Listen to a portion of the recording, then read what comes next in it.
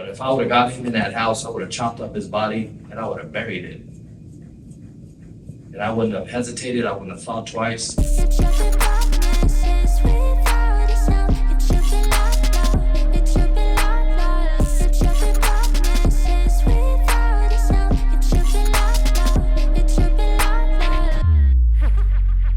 And I've helped so many people now on a level that I am so grateful.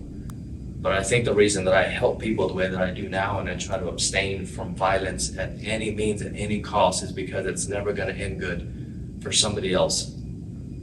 I just have so much rage still inside of me that I try to suppress it to the best of my ability, but that's not the right thing to do, because when you suppress things and you don't let them out, you live in fear and you project this fear or these ideas with your significant other, and it's just not healthy. So I don't believe in counseling, and only most recently have I decided to get into some type of coaching to deal with a lot of stuff, a lot of emotions that are so confusing.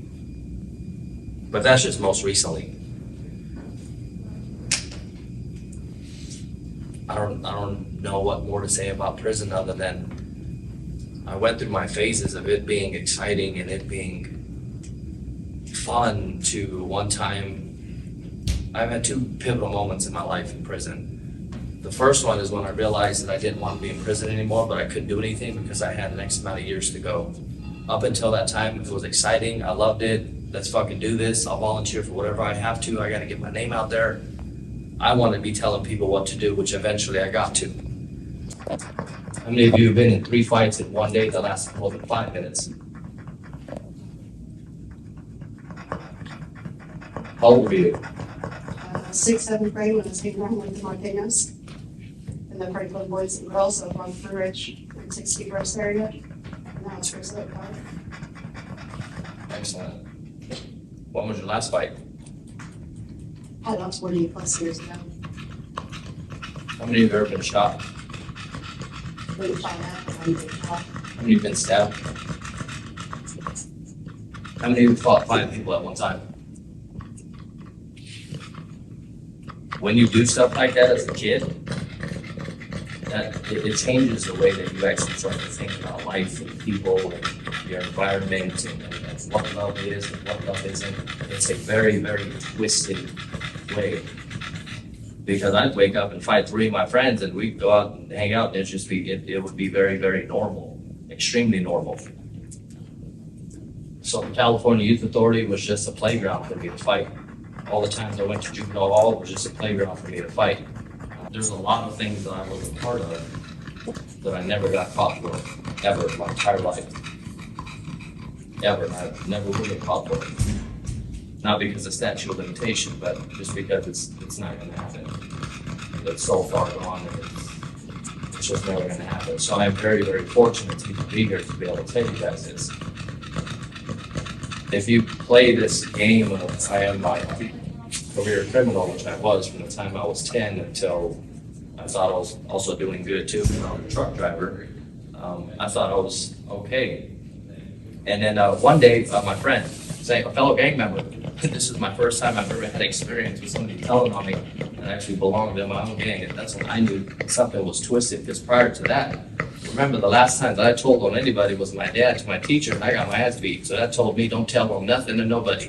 Whatever you do, just keep it to yourself. So my friend comes over and he asked me for a gun. So I was known as, a gunman. I love guns. Firearms are just something that I absolutely have a craving and a passion for. And I always had it and I always used it. He wanted to borrow a gun because there was a lady that was collecting a check, and it was during Christmas.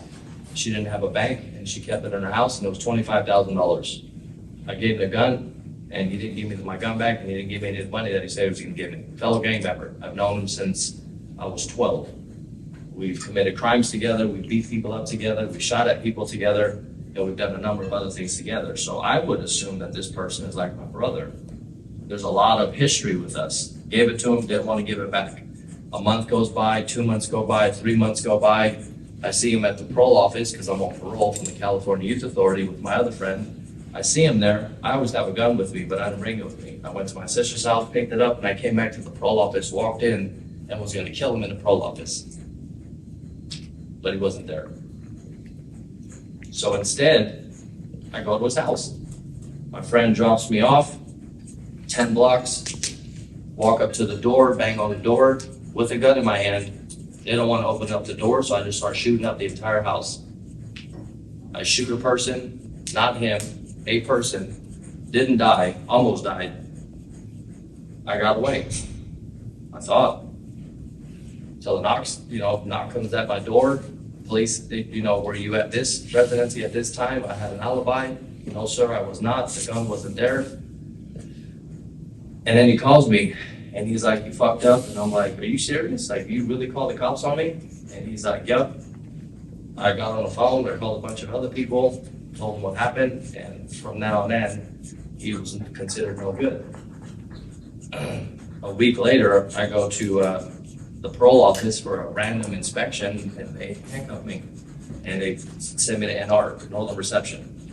Until they run an investigation, they find out what happened. Before you know it, I get charged for attempted murder. He walks into the courtroom as a witness. Remember, this is a person that I've known since I was a kid. And this man walks into the courtroom with stuff that I know that he's done to so many people that we've done together. But when the shit hits the fan and I come after him, all of a sudden he wants to run to the police. That confused the fuck out of me. I have never ever experienced that in my entire life from the time I was 10 until, because I thought that you just don't do stuff like that. So that was like a big aha moment for me, like, man, what the fuck am I a part of? Because remember, from the time I was 10 until I'm sitting in jail with my friend looking at 60 to life for attempted murder. You came to me and asked me for a gun so that I can help you. Now granted, it's twisted, I understand. Somebody comes to you, let me get a gun so I can go rob this person for $24,000 and I'll give you some of the money. That's just what my life consisted of, where I was at mentally. I had no problem, I'll give him a gun. I'll backtrack a little bit because I was after him for 3 months. There was one time where I was gonna set him up. It's an important part of who I am and how far gone I was. I tarped up the entire house. This was my parents' house. I asked my parents to leave while I tarped up the entire house, and I had my friend up there. And I invited this person over, and I was going to invite him in, and we were going to kill him and bury that body. He never walked in because he seen the tarp on the ground. And I didn't want to kill him in front of the house because I wasn't retarded because people would see. But if I would have got him in that house, I would have chopped up his body, and I would have buried it. And I wouldn't have hesitated, I wouldn't have thought twice. And my friend that was upstairs, which is currently now in Mexico working for the cartel, I still keep contact with, he is probably one of the closest people that I have still in my life, that if I were to call him and need him, he would come anywhere I was at. That's the bond that me and him have. I have that bond with certain people in my life. The bonds that I now have are much, much different, but those bonds to me are very important.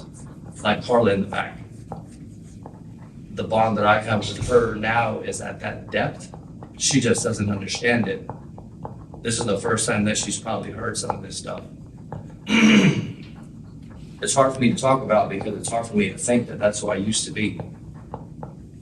Because the person that I am now is totally different. But I need to take you back to some of the things and some of my life experiences so that you can understand where I came from and maybe appreciate where I'm at now.